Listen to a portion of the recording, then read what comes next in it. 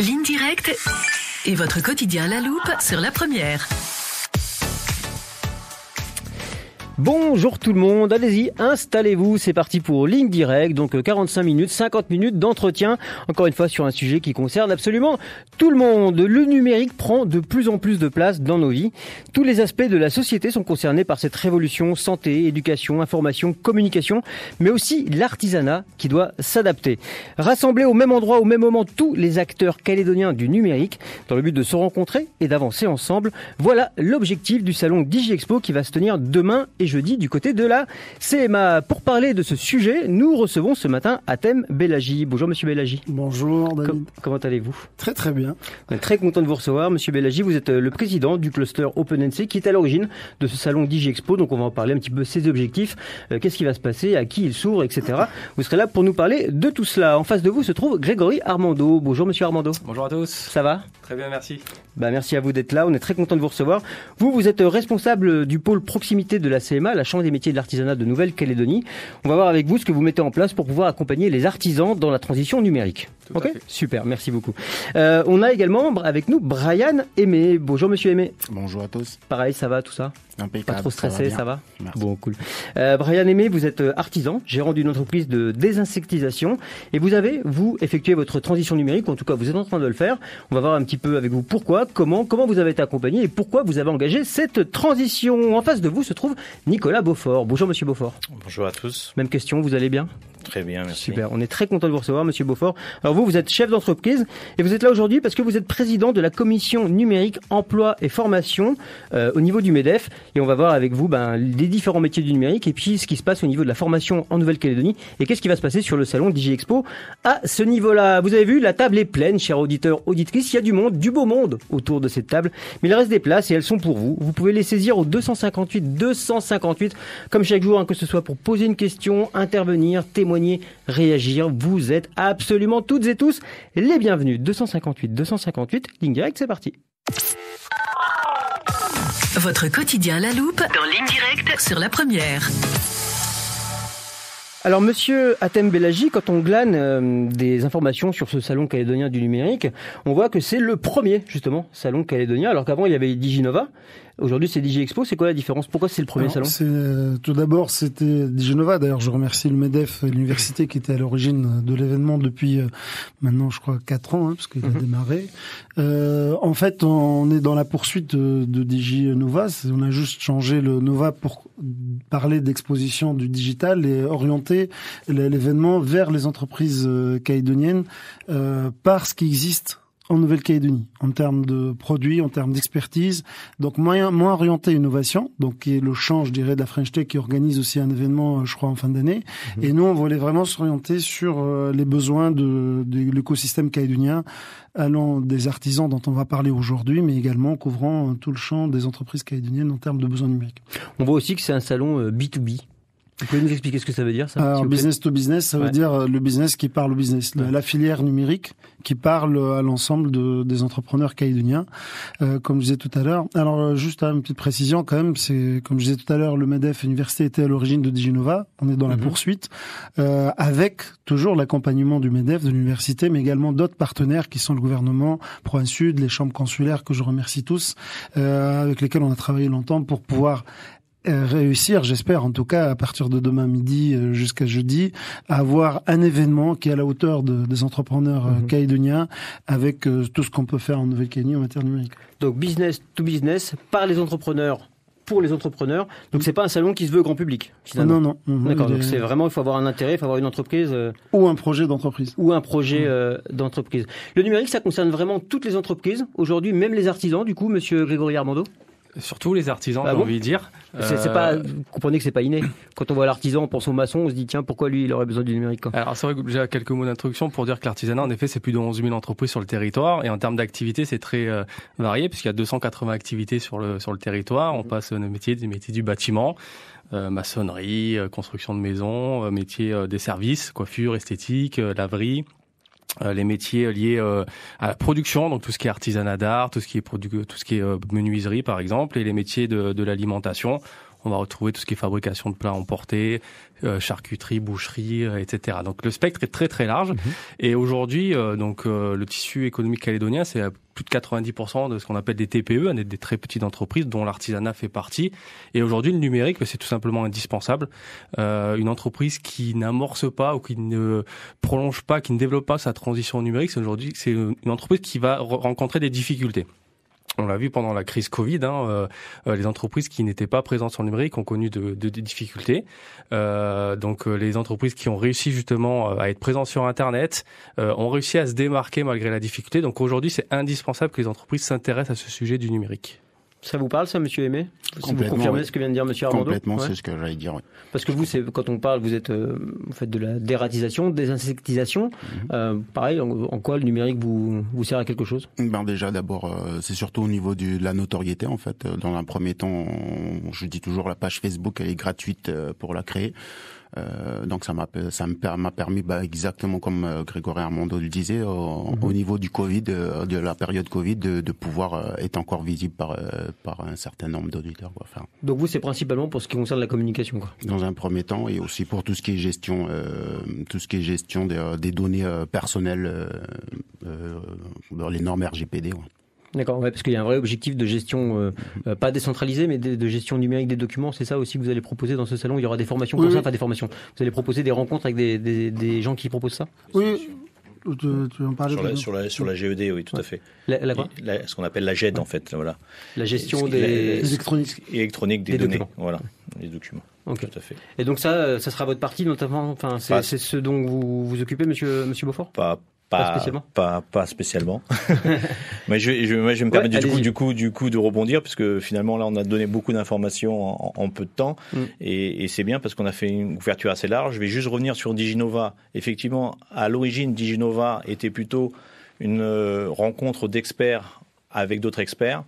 Et c'est vrai que la volonté de s'orienter vers DigiExpo d'un côté et effectivement la French Tech de l'autre, c'était pour pouvoir vraiment ouvrir à toutes les entreprises et pas seulement celles qui étaient déjà impliquées dans le numérique. Et ça, c'est vraiment une différence majeure. C'est qu'autant avant, on tâtonnait, il n'y avait pas forcément les besoins identifiés, autant maintenant, on est rentré dans l'ère du numérique et effectivement, on est en B2B, mais un B qui est vraiment très très très large et qui est ouvert à tout le monde. Ouais. Ça, c'est important. C'est vraiment une différence majeure entre l'ancien Diginova et le DigiExpo. Ensuite, sur les métiers, je me permets de rebondir. Effectivement, là, on a un exemple.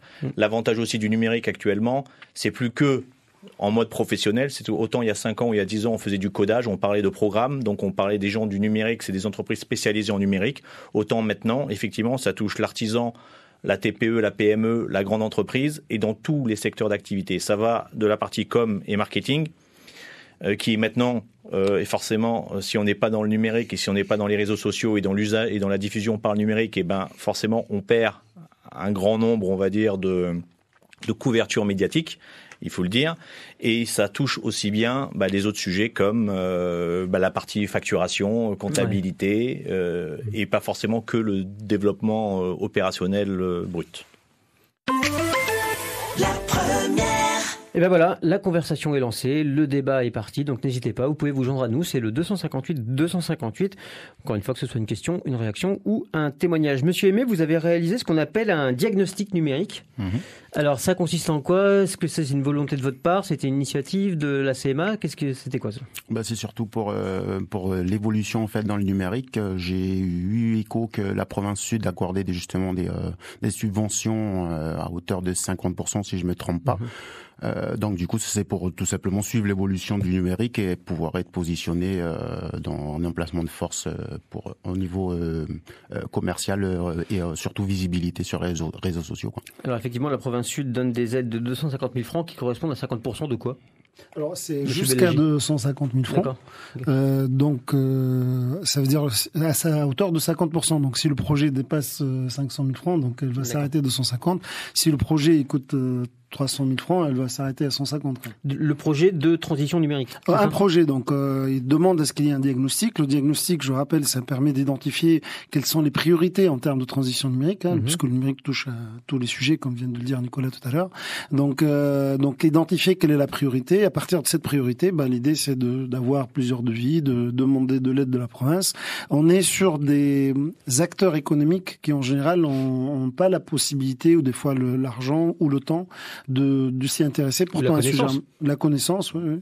Et du coup, l'idée, c'est comment aider, comment inciter, comment démarrer, amorcer, je dirais, cette transition. Et les pouvoirs publics donc peuvent largement y contribuer. Ce qui existe par ailleurs, la province Sud le fait, et c'est très bien. Ça existe également dans plusieurs territoires, en métropole. Et on a travaillé avec la province Sud pour le mettre en place. Et on est très content que ça soit mis en place. L'idée, c'est d'amorcer pour toutes ces petites entreprises cette possibilité-là.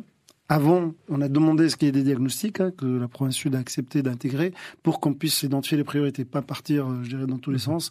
Il y a des sujets, on peut aider les entrepreneurs à y voir plus clair, quoi. Monsieur Armando, en tant que responsable du pôle proximité de la Chambre des métiers de l'artisanat, vous, c'est votre rôle, ça vous appelez les artisans à venir vous voir, à vous contacter pour qu'ils leur proposer justement un diagnostic ? Exactement. Alors nous, on a un accompagnement sur le numérique. Ça a été une volonté toujours depuis de nombreuses années des élus de la Chambre, du coup, d'accompagner sur ce volet-là. On a lancé en effet fin d'année dernière le diagnostic numérique. On a proposé du coup à Brian. L'idée, comme le disait Atem, c'est de faire justement de faire le tour d'horizon sur les pratiques numériques de l'entreprise. Le numérique, c'est très très large, et donc il y a besoin d'accompagnement, de structurer justement son projet, pas partir dans tous les sens. Et ce diagnostic, il sert donc à faire un état des lieux de la situation de l'entreprise, et après de l'orienter vers donc les solutions en fonction de ses priorités, en fonction de ses moyens financiers aussi, en fonction de son temps, le temps nécessaire, de l'orienter vers les pistes d'action qui semblent les plus judicieuses. Et quels sont les conseils concrets que vous avez reçus, du coup, monsieur Aimé ? Il y en a beaucoup. Ouais, il y en a beaucoup, voilà. Ouais, il y en a vraiment beaucoup quand même. Ouais. Parce que vous, ça a été principalement donc de faire du marketing sur les réseaux. En gros, c'est ça, faire de la communication, faire de la pub. Donc du coup, c'est quoi ? Vous avez embauché un community manager qui a été financé par la prime que vous avez touchée ? Non, pas du tout. Alors, j'ai pas encore touché la prime. C'est encore, on est encore en démarche. Donc du coup, j'ai pas encore touché j'ai pas encore procédé, eu les aides. Je suis encore dans les démarches à faire les devis pour pouvoir présenter avec le diagnostic, de pouvoir présenter à la chambre, au CMA qui sera confirmé du coup par par la province, par la province, justement. Okay. En fait, il peut y avoir plusieurs volets dans l'accompagnement. En fait, souvent, on parle en premier lieu de présence sur Internet. C'est ce qui parle le plus aux entreprises. Parce que pourquoi ? Une présence sur Internet, ça permet d'être plus visible et de développer son chiffre d'affaires. Donc, c'est souvent une des thématiques qui revient rapidement et qui parle le plus aux entreprises. Mais après, il y a tout ce qu'on dit tout à l'heure. Il y a les autres volets. C'est gagner du temps dans sa gestion d'entreprise, faire les devis, les factures. Déjà, si on arrive à numériser, parce qu'on en a encore qui le font de manière papier. Donc, si déjà on arrive à numériser cette partie-là. Et là, il y a du chemin à faire au niveau parce que ça fait peur encore pour beaucoup de gens. De numériser ces documents, de les envoyer par des drives, etc. Enfin, déjà, ça peut paraître éloigné de beaucoup du quotidien des gens. Et puis, ça fait peur. Oui, alors c'est pour ça que les actions des chambres consulaires et le salon DigiExpo, il a vraiment cette vocation-là de présenter les différentes solutions et aussi rassurer sur les utilisations qu'on peut en faire. Alors, monsieur Bellagi, vous vouliez réagir tout à l'heure, c'est toujours le cas Oui, bien sûr. En fait, effectivement, vu que le numérique est pas partout, c'est pas évident d'y voir clair. Nous, pas tout seul, avec les chambres consulaires également, il y a plusieurs types d'actions qui amènent, que ce soit les artisans ou les PME, à mieux comprendre le sujet numérique. Donc, je crois qu'il y a un Pack Pro, un dispositif Pack Pro à CMA. Numérique, ouais, tout à fait. Voilà, la CCI à Cap Relance, qui est au Cap numérique, Cap digital, pardon, qui permet de faire aussi des actions de sensibilisation. Au niveau de Cluster Open, grâce à l'intervention de l'État et de BPI, on a mis en place un dispositif qu'on appelle le tremplin numérique qui permettrait de sensibiliser, on espère d'ici 2023, à peu près 1500 entreprises. Sensibiliser, ça veut dire quoi ? En fait, on fait des actions de sensibilisation numérique. On essaye d'éclairer les entrepreneurs calédoniens au sujet numérique. L'idée, c'est d'avoir une bonne connaissance de l'état de l'art, de ce qui existe, qu'est-ce que ça peut amener. Donc, c'est des petites présentations d'une trentaine de minutes qui sont suivis par des échanges en direct avec des sachants, avec des experts, et qu'on va faire d'ailleurs pendant le DigiExpo. On aura des petits ateliers sur le sujet, donc qui permettraient avec une bonne connaissance de différents sujets qui pourraient intéresser les entreprises, avec un diagnostic et lors du DigiExpo, avec la rencontre, je dirais, de l'ensemble des exposants, parce qu'on trouvera des solutions de gestion d'entreprise, de facturation, de GED, comme on disait tout à l'heure, gestion électronique des données. On va trouver tout ce qui est présent sur le web, avec également le contact avec les sachants, permettre aux entrepreneurs de pouvoir choisir leurs priorités et démarrer, d'initialiser, d'amorcer cette transition numérique. Mais ça veut dire... Ouais, alors allez-y, monsieur Montfort. Moi, je permets de rebondir aussi. Ouais. Du coup, effectivement, tout à l'heure, vous avez parlé, par exemple, Community Manager. Il faut désacraliser le numérique. Le Community Manager, c'est pour une société dont le métier, j'allais dire, est de faire une communication pour... ou sa propre société si elle est suffisamment grosse et qu'elle est vraiment impliquée dans le numérique, ou pour aider les petites entreprises, voire les artisans. C'est un nouveau métier qui est apparu il y a C'est un nouveau métier qui est apparu il y a des années, mais un artisan, excusez-moi, je me permets, ne va pas, entre guillemets, se payer un community manager. Il n'aura pas les moyens. Et il faut surtout lui dire, en plus, ça ne sert à rien. Il y a des sociétés spécialisées dans cette communication. Et effectivement, ça me permet de rebondir sur le volet emploi-formation. Il y a deux aspects qui sont développés depuis maintenant quelques années en Nouvelle-Calédonie. On a beaucoup d'ateliers de sensibilisation qui permettent de désacraliser le numérique et de comme on l'a dit, d'initiation, que ça soit à la CMA, que ça soit à la CCI, que ça soit au MEDEF, des ateliers qui sont ouverts, j'allais dire de manière générale, quasiment à tous et même gratuits, pour justement permettre aux gens de comprendre, suite à un diagnostic ou pas, quels peuvent être leurs premiers pas dans le numérique. À partir de là, si on a besoin par exemple d'une page Facebook, on peut faire appel soit via ces ateliers pour faire quelque chose de simple, soit on peut demander à des prestataires de services qui se sont développés en Nouvelle-Calédonie depuis les dernières années pour pouvoir aider dans l'accompagnement. Ça, c'est la première étape. Et l'avantage de cette étape, c'est vraiment ouvert à tous et ça permet de comprendre effectivement le maelstrom, j'allais dire, de l'univers numérique qui est des fois assez compliqué. Et en parallèle de ça, depuis quelques années maintenant, je crois que c'est 2016 ou 2017, j'espère que la directrice de l'UIT m'en voudra pas, mais on a par exemple des formations diplômantes, notamment l'IUT MMI, qui sont sur les métiers du multimédia et de l'Internet, où on a des gens qui sont formés en Nouvelle-Calédonie et qui vont permettre d'intégrer les structures qui vont pouvoir offrir ces services numériques à différentes sociétés. Et c'est plutôt une formation qui marche plutôt bien. Elle est sous le patronat des chambres d'Open du MEDEF. Et effectivement, ça permet aussi d'orienter vers les métiers dont on a besoin, notamment on va dire dans un développement immédiat de solutions ou de services qu'on peut offrir aux entreprises calédoniennes. Alors pour que la présidente soit encore plus contente, il y a effectivement en plus des licences pour les gens qui veulent poursuivre la formation et même un master à venir, mais plus orienté développement, MIAGE. Mais bon, pour dire que l'offre de formation se développe. Voilà, exactement. Mais l'objectif de ce salon, c'est pas de faire de l'entre-soi, si j'ai bien compris, c'est aussi de vulgariser un petit peu les gens qui sont éloignés de ça pour atténuer la fracture numérique et aussi cette fracture qui peut être au niveau de l'âge, parce qu'il y a des gens qui se sentent exclus de ce numérique, ils pensent que c'est un virage qu'ils ne pourront jamais prendre. Et ça, comment vous allez faire pour parler à ces gens-là ? Alors, je remercie tout d'abord la chambre des métiers qui a envoyé, j'espère que le chiffre est exact, près de 2000 courriers en papier. Version papier. Ouais. Version papier. 3000. Version papier. Déjà, on sait leur parler. Ils savent leur parler. Et pour dire, voilà, il faut qu'on aille les chercher. Et comme on vient de dire tous, l'idée, c'est de les sensibiliser. Comme Brian a été sensibilisé plusieurs fois. Donc, il faut pas hésiter. Tout d'abord, pour comprendre, parce qu'on est en général, on a peur de ce qu'on connaît pas. Donc l'idée, c'est vraiment de. Oui, mais pourquoi est-ce qu'ils sont pas obligés, mais pourquoi est-ce que c'est vraiment intéressant pour eux de le faire, pour tout le monde de le faire ? Pourquoi est-ce que le numérique, c'est un virage inévitable ? Alors, il y a deux aspects. Il y a effectivement l'aspect contrainte, parce qu'à un moment ou à un autre, sur les démarches, par exemple administratives, de plus en plus, elles vont être sous format numérique. Donc, à un moment, on n'aura pas le choix. Et donc ça, malheureusement, tout le monde doit y passer. Là-dessus, par rapport à ça, des dispositifs sont mis en place au niveau des communes ou du gouvernement ou de la province pour pouvoir permettre aux gens qui n'ont pas forcément accès à un ordinateur ou qui n'ont pas forcément la fibre pour utiliser ou remplir une déclaration, d'aller physiquement dans des sites dédiés où il y aura un accompagnement par un agent, on va dire, public, pour pouvoir les aider à remplir et à faire. Mais ça, on est dans cette, on va dire, étape intermédiaire où elle va durer encore quelques temps, mais ça va diminuer au fur et à mesure des ans, le temps que les jeunes générations, de toute façon, prennent la place, j'allais dire, et elles seront déjà formées et adaptées à ces outils-là. Ouais. Ça, c'est l'aspect contrainte. Après, il y a l'aspect gain de productivité, et gain de temps et gain d'argent. Et ça, c'est là où il faut aller convaincre les acteurs dont vous parlez, parce qu'effectivement, numériser, il faut se doter de l'outil au départ, mais ça permet de gagner énormément de temps en termes de gestion, en termes de comptabilité fournisseur, de comptabilité client, d'avoir des passerelles entre les différents logiciels. On parle... Je vais faire de la pub pour un thème logiciel RH, suivi de ses salariés, pointage, etc. Le faire en papier, ça prend du temps. Il faut l'archiver.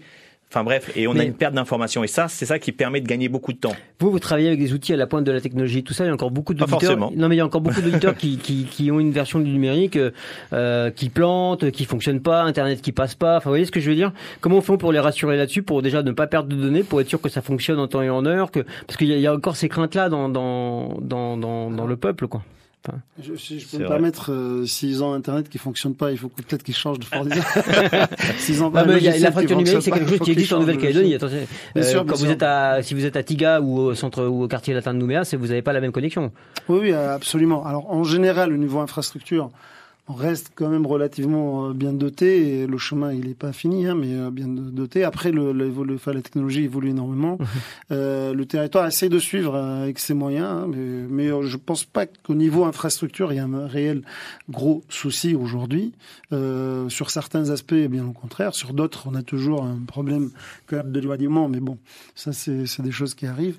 Après, après le niveau logiciel, c'est l'évolution de la technologie. Il faut suivre un minimum. Et c'est ce qu'on essaie de faire. Après, pour revenir sur le sujet, pourquoi c'est super important, pour schématiser, donner quelques schémas simples, pourquoi il faut communiquer sur Internet? Parce que tout le monde y est. Si on communique pas sur Internet, on communique pas avec nos clients, avec nos prospects. Donc on peut se dire non, on n'a pas besoin, on fait rien. Mais ceux qui vont le faire, si mon confrère va le faire, il va gagner plus de clients et moi je vais perdre plus de clients. Donc parce que mes clients et mes prospects sont dessus. Pourquoi, juste un deuxième chemin, pourquoi je dois avoir du logiciel? Parce que le logiciel amène de la productivité, amène de l'efficience, amène de l'optimisation. Si pareil mon concurrent utilise un logiciel qui perd beaucoup moins de temps à trouver une facture ou à émettre une facture ou à trouver un document, etc. Lui il va gagner du temps, il va être entre guillemets plus compétitif que moi, et c'est tout. C'est le sujet aussi simple. On va revenir là-dessus. On a Manouka au téléphone. Bonjour Manouka, bienvenue à vous. Oui, bonjour. Moi, en fait, c'est pas vraiment une question que je voulais poser, c'était juste faire un constat par rapport à ce qui est dit là, par rapport au monsieur là, qui est en train de s'enflammer depuis tout à l'heure pour le numérique. Ouais. Mais il faut aussi mettre un peu les bases, parce que quand on voit comment l'administration nous oblige, parce que c'est vrai, il a raison. Arrivé un moment, ils nous disent on sera obligé d'y couper. Mais quand on voit la manière dont l'administration utilise, le numérique, c'est-à-dire que c'est tout à son profit, mais quand il s'agit du client qui doit justifier par des papiers numériques, on n'a pas le retour de reçu pour dire qu'on l'a fait vraiment, et on est toujours en tort quand eux, leur logiciel bug. Et il ne faut pas qu'ils disent que c'est plus rapide ou moins cher, au contraire. Moi, je vois, il y a certaines administrations que je ne vais pas citer pour pas créer de polémique. Non, mais ces administrations-là, en intérieur, ils n'ont aucune communication entre services. Et du coup, ils envoient des lettres recommandées. Alors, une fois, ça m'était arrivé, et puis je leur ai dit, mais vous m'avez envoyé une lettre recommandée. Vous savez combien ça coûte une lettre recommandée? Alors que je vous ai déjà répondu en numérique. Et eux, ils me disent, c'est pas votre souci. Sinon, on doit investir 4 000 pages de lettres recommandées. Manouka, on entend votre témoignage, votre colère, mais là, on est un peu hors sujet par rapport au sujet. C'est simplement pour dire que voilà, il faut pas obliger aussi les gens à utiliser un outil qui, soi-disant, est performant, alors que c'est pas vrai. C'est pas du tout vrai son discours. Bon, On entend votre interrogation et qui est le reflet de ce que pensent beaucoup de gens, c'est que le numérique, comme je vous disais, vous avez les deux pieds dedans, vous êtes entouré de ça, mais il y a encore des gens à qui ça fait peur et qui ne se sentent pas prêts et qui n'en veulent pas, quoi. Non, ce qui est sûr, si je me permets effectivement de répondre, c'est qu'il y a des bugs, il y aura toujours des bugs, mais il y a autant de bugs, et peut-être maintenant moins avec le numérique qu'avec la version traditionnelle papier. Parce que quand on perd, des pertes de documents, des pertes d'archivage, une détérioration à cause de l'humidité, décidément je fais de la pub pour tout le monde, à cause des termites ou des insectes, etc. Voilà. Et donc c'est des éléments qui peuvent arriver. Mais l'avantage qu'on a dans le numérique, c'est que les outils sont de plus en plus fiables. Bon, naturellement, quand je dis ça, il y a la contrepartie. Il faut avoir aussi les moyens de protection des données. On parlera de cybersécurité peut-être plus tard dans l'émission, où il faut faire attention. Mais voilà. Après, forcément, il y a toujours des bugs et aussi les agents, on va dire publics, sont pas forcément aussi tous au même niveau d'utilisation et de maturité de l'utilisation numérique. Donc, de temps en temps, il peut y arriver des bugs aussi. Mais voilà, ça prendra du temps, mais ça se mettra en place. Alors, Monsieur Armando avait déjà voulu intervenir. Juste revenir sur les freins. Les freins, ils sont compréhensibles. Franchement, ma cible, les artisans, aujourd'hui, c'est pas forcément, c'est pas leur cœur de métier. Ils sont souvent seuls, donc ils doivent travailler toute la journée pour développer du chiffre d'affaires. Ils doivent faire leur gestion, ils doivent faire des devis, des factures, des relances clients, etc. Donc tout ça, c'est du temps, et il faut se dire, il y a encore, faut se mettre au numérique. Mais le numérique, faut le voir en effet comme un avantage et de se dire, qu'est-ce que le numérique va me faire gagner? Et donc, le numérique va faire gagner du temps. Et donc, en tout cas, un artisan, aujourd'hui, quand il travaille, la première chose qu'il recherche, c'est du temps. Parce que, justement, il est au four et au moulin.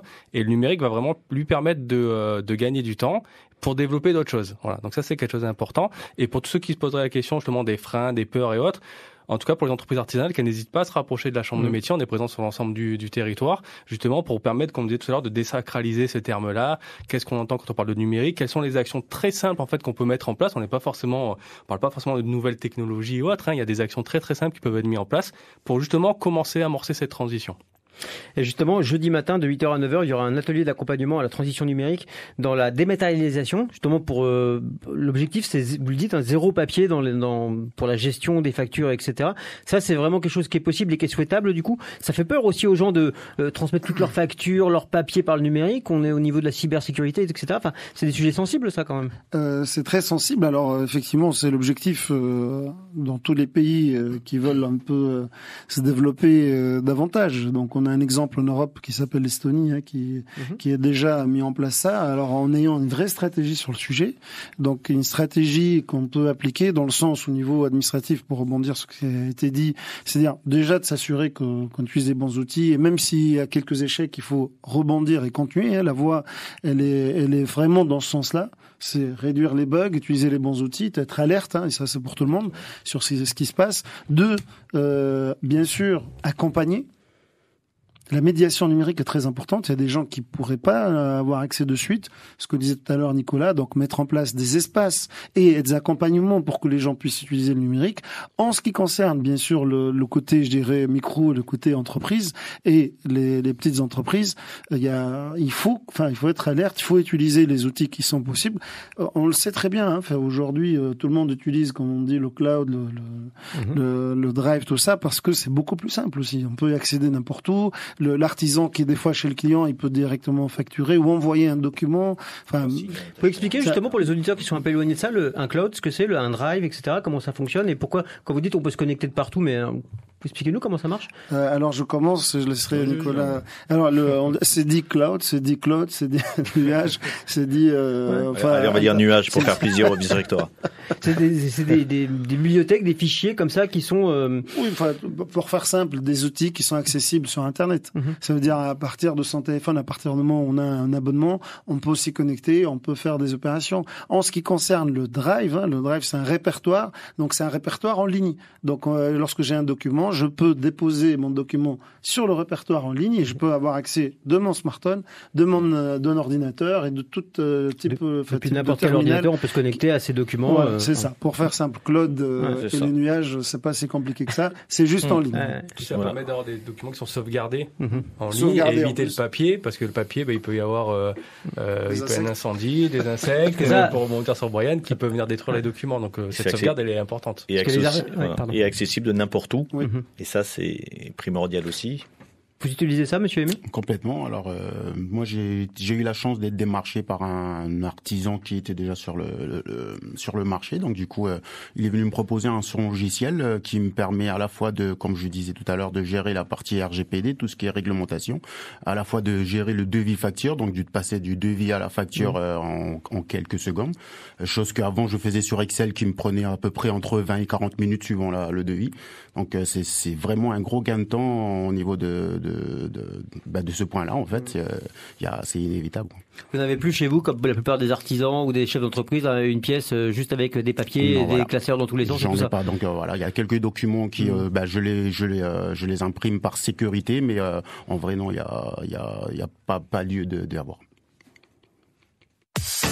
Vous avez des questions sur votre quotidien ? Posez-les sur la première au 258 258 de 8h à 9h dans Ligne Directe. Il vous reste 16 minutes si vous voulez intervenir, poser des questions à nos invités. On parle de numérique aujourd'hui, profitez-en. Le numérique ne nous attend pas. C'est le slogan un petit peu du salon DigiExpo. Qu'est-ce que ça veut dire ? Il n'attend pas qui, le numérique ? Il nous attend pas tous. Ça avance à une telle vitesse, la technologie, on a l'impression, enfin depuis que je suis né, ça fait que accélérer en fait. Et on a peur de ce que ça va venir demain. Mais qu'est-ce que ça pourrait apporter, alors, autant d'un point de vue individuel que pour les entreprises, mais aussi pour la Calédonie, si on négocie ce virage comme il faut et à temps? Alors, je vais commencer, je laisserai Nicolas et Grégory continuer. Tout d'abord, des entreprises performantes. C'est forcément des entreprises qui servent mieux leurs clients et qui développent mieux l'activité économique.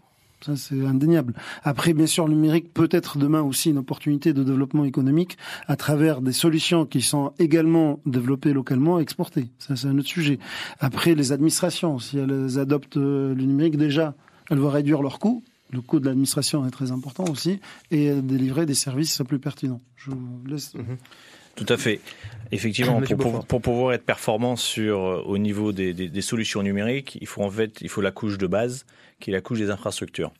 Et ça, l'avantage, après, on peut être satisfait ou pas satisfait, mais mine de rien, en Nouvelle-Calédonie, depuis maintenant une dizaine d'années, l'infrastructure s'est déployée. Il y a eu l'arrivée du premier câble, on s'en souvient pas, mais avant, on était en mode satellitaire à un coût exorbitant.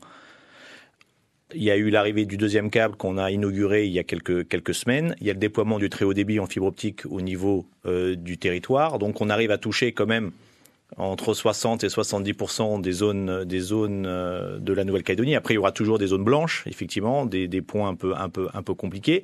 Mais avec cette infrastructure-là, ça permet, on va dire, à toutes les sociétés qui veulent avoir accès au numérique de pouvoir prétendre à avoir un abonnement numérique. À partir de là, une fois qu'on a accès à l'infrastructure, on peut essayer de déployer effectivement les solutions numériques, quelles qu'elles soient, puisqu'il faut effectivement avoir accès à une bande passante, c'est-à-dire avoir accès à Internet, que ce soit en mode téléphone avec la 4G et demain la 5G, ou en mode filaire avec la fibre optique. Le fait d'avoir ces infrastructures-là et demain de pouvoir aussi attirer de jeunes talents puisqu'ils vont pouvoir dire eh ben tiens, on vient en Calédonie parce qu'on a 2 câbles, donc il y a une sécurisation et c'était ça, importance d'avoir 2 câbles, c'est-à-dire une redondance parce que ça n'existe pas un système informatique où on n'a qu'une arrivée et donc il fallait avoir ce deuxième câble et donc du coup demain des ingénieurs télécoms, des ingénieurs ou des gens qui ont des startups et c'est ce qu'on essaie de faire avec la French Tech NC, de faire venir ces entrepreneurs ou d'avoir des jeunes talents calédoniens qui développent leur propre société et qui vont pouvoir exporter parce qu'on aura ces 2 câbles qui vont être orientés vers notamment le Pacifique et il y a un projet notamment par exemple de se relier avec Wallis et Futuna et la Polynésie française pour faire un vrai, on va dire, hub francophone sur le numérique. Bref, des projets hyper intéressants et qui j'espère... Parce que concrètement, enfin, là on entend, mais ça apporterait quoi à la Calédonie ? Ça permet en fait d'avoir de fluidifier, d'avoir une ligne directe. Ouais. C'est-à-dire demain on peut Je prends l'exemple du télétravail, ou un médecin qui peut intervenir à distance, que ça soit à Tahiti ou que ça soit à Tiga tout à l'heure ou à Lifou, avec maintenant les infrastructures télécom, les infrastructures numériques, on peut faire par exemple des consultations à distance. Et ça sera tout l'objet des ateliers de la French Tech, c'est-à-dire que la e-santé des collégiens, des lycéens qui peuvent avoir des cours à distance parce qu'on n'aura pas forcément les professeurs. Vous savez qu'en Calédonie, on a des problèmes pour recruter des médecins, des infirmières. Demain, on peut imaginer des solutions en e-santé grâce à une infrastructure numérique qui permettra à un médecin sur Nouméa de faire un premier diagnostic à quelqu'un qui est en brousse ou dans les îles et qui n'aura pas forcément accès à un médecin. Bref, tous ces sujets-là, à l'échelle, on va dire, régionale, ils peuvent être développés.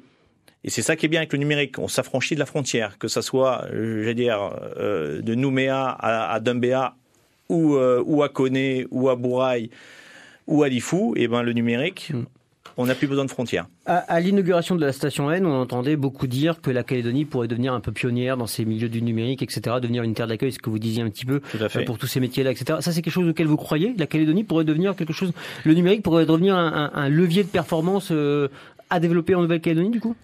Alors moi j'y crois absolument, tout à fait. Alors je dirais pour deux choses. C'est pourquoi ça paraît... Non mais en fait pourquoi ? Il faut aussi se poser la question. Maintenant vous avez dans ce métier-là, les plus grands, on va dire, entre guillemets, je vais dire les meilleurs, ce sont des nomades, ce qu'on appelle des nomades. Et le Covid a accéléré la tendance. C'est-à-dire que c'est des gens qui sont des codeurs, des programmeurs, qui peuvent travailler pour les entreprises de la place qui sont dans le numérique. Ou des journalistes, des rédacteurs, ou des journalistes et des rédacteurs, exactement, ou des réalisateurs de films, exactement. Et eux, ils se disent, maintenant, pourquoi faire mon métier dans une grande ville avec tous les problèmes qu'il y a, alors que si j'ai une infrastructure numérique, je peux aller dans des endroits qui sont un peu plus accueillants.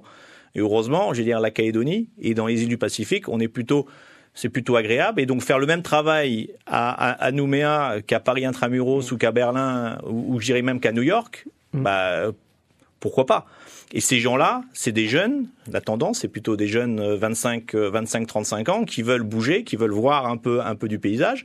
Et on peut leur offrir ce côté-là. Mais il faut l'infrastructure.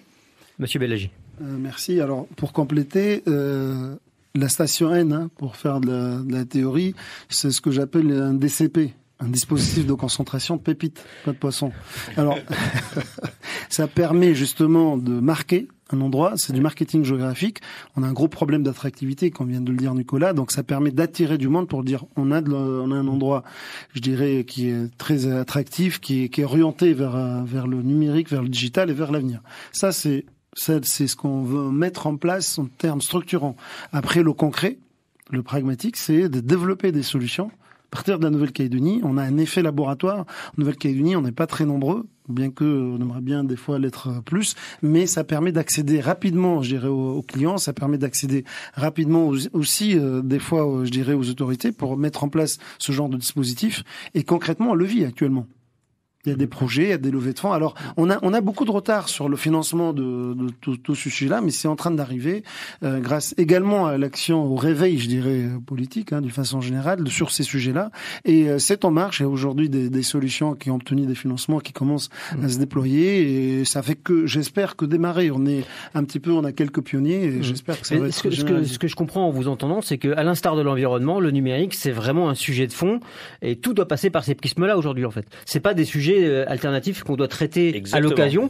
Tout doit être considéré par le biais de l'environnement et du numérique aujourd'hui dans les années 2020, quoi. Ah oui, je vais être clair. Moi, je vois je suis plus dans l'énergie, dans les télécoms ou dans les infrastructures. Tous les métiers demain seront impactés par le numérique. Et quelqu'un qui sait programmer sera le maître du monde, si je puis dire. Mais le métier de base, même votre métier, si demain il n'y a pas quelqu'un qui est aux manettes pour bouger des boutons ou pour faire une télécommunication, ça c'était peut-être aussi le cas avant. En mode analogique. Maintenant on est en mode numérique. Ouais. Mais dans tous les autres métiers, ça sera le cas. Les bâtiments intelligents, les infrastructures intelligentes, les routes intelligentes, les parkings intelligents. Enfin bref, il y aura les pièges à termites intelligents demain. La domotique sera partout, etc., quoi. Exactement. Grégory Armando, c'est quoi l'artisan dans les années 2020 ? C'est quoi son profil ? Enfin, au niveau numérique, évidemment. Alors c'est compliqué parce que comme je le disais en introduction, le spectre il est très très large. Donc je dirais qu'il y en a comme Brian qui ont une appétence pour le sujet et qu'il faut accompagner dans son développement. Il y a une partie de la population internationale qui est aussi éloignée, on en parlait tout à l'heure, de ça. Et là, il faut arriver à travers ce qu'on propose, nous au quotidien, notre offre de service, que ce soit la Chambre de métier ou en partenariat avec Open, des actions de sensibilisation pour, encore une fois, comprendre, essayer de les amener à voir quels peuvent être les enjeux, quel peut être l'intérêt qu'ils y trouvent. Et après, il y a aussi une population très connectée qui a une vraie appétence pour le sujet. Et donc, le spectre est très très large. D'une manière globale, il y a de toute façon des gros progrès à faire sur ce sujet-là. Et donc, toutes les actions qui sont mises en place depuis plusieurs années vont plutôt dans le sens justement à pouvoir informer, désacraliser ce que c'est que le numérique et puis présenter encore une fois les avantages que ça représente. Donc nous on a une offre de service qui est gratuite à destination des artisans justement pour les accompagner dans ce sujet-là.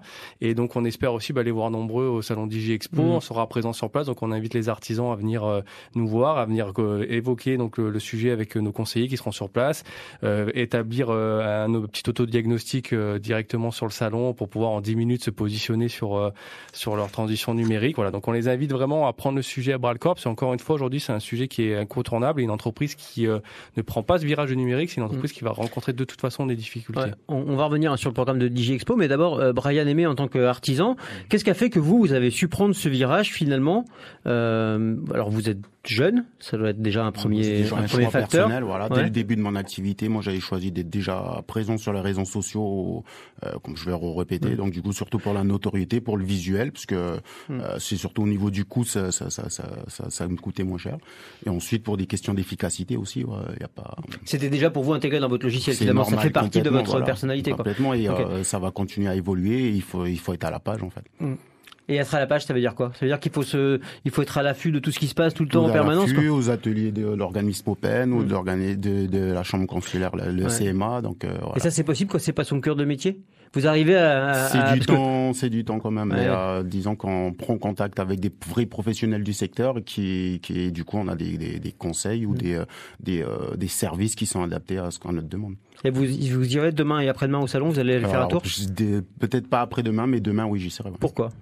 Tout simplement pour faire rencontrer les professionnels sur place que j'aurais pas rencontré moi-même et avoir plus avoir plus d'informations sur place tout simplement, parce que là ça sera sur du frais, je pense à mon avis la province sud sera sur place, donc là on pourra automatiquement jongler entre les organismes pour pouvoir avoir un maximum d'informations au même endroit. Ouais, c'est ça. Ce sera vraiment demain. Il y aura le réseau qui sera là. Vous en faites partie. Vous serez là, puis vous aurez de quoi répondre à toutes vos questions, mais aussi répondre. Vous allez participer à des discussions, des choses comme ça, vous? Alors non, c'est pas prévu pour l'instant. Donc, mais vous serez là-bas et les gens pourront vous retrouver. Vous qui avez l'expérience de la transition numérique aussi, en tant qu'artisan, vous serez accessible, quoi.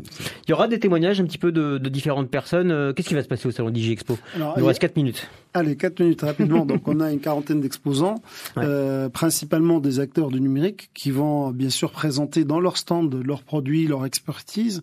Et il y aura également des digitalks, des présentations qui vont durer une demi-heure. Donc chaque présentation, pareil, des expertises, des témoignages justement. Il y a plusieurs exposants qui vont présenter leurs produits, mais ils vont aussi avoir des témoignages d'utilisateurs.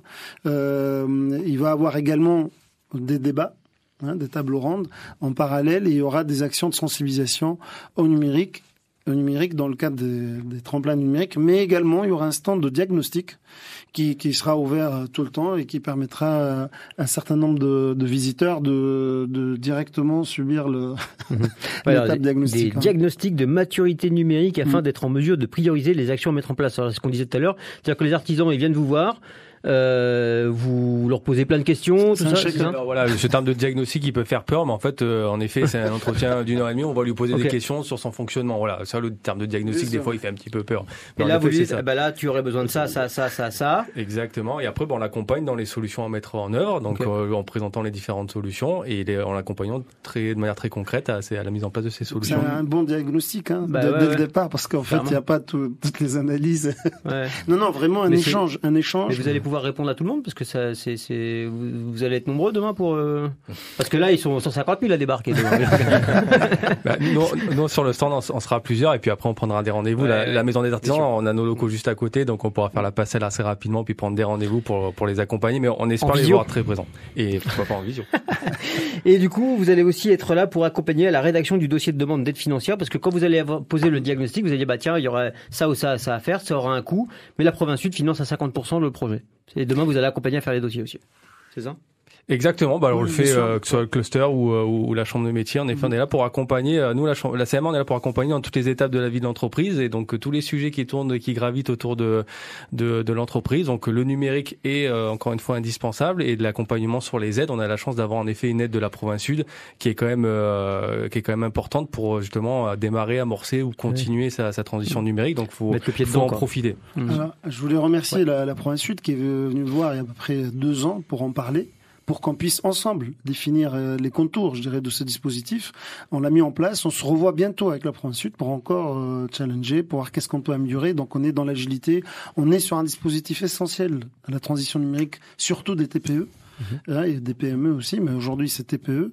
Et voilà, donc on est dans les bons rails. Très rapidement, cette aide, elle peut aider à financer du matériel informatique? Oui, absolument. Solutions, matériel, prestations. Faut pas se priver, faut aller faire un tour. Qui veut prendre un mot de conclusion de 30 secondes pour dire, Monsieur Beaufort, allez-y, c'est pour vous. Bah écoutez, tout d'abord merci de nous avoir invités. Moi je vais juste effectivement rebondir sur ce qui vient d'être dit. C'est en fait on a la chance d'être sur un alignement des planètes. C'est-à-dire qu'il y a la volonté de toutes les parties pour aller de l'avant et pour permettre effectivement de prendre avant à bras le corps cette transition numérique. Et on a de la chance effectivement d'avoir des infrastructures, d'avoir des politiques et d'avoir des entreprises et des chambres consulaires qui ont le même objectif, c'est permettre demain aux citoyens de demain de devenir un citoyen numérique. Le salon DigiExpo, ça commence demain à midi, 14h, je sais plus. À midi. Du côté de la Maison des Artisans à la CMA, donc à l'entrée de Nouville. Allez-y, c'est un événement gratuit. Il va y avoir tous les acteurs du numérique de Nouvelle-Calédonie. Il ne manquera plus que vous pour avoir toutes les informations dont vous avez besoin. Merci beaucoup, messieurs. Merci à vous. Très belle journée à vous. Voilà, Ligne Directe en télévision, c'est terminé. On se retrouve demain. Ciao, bye.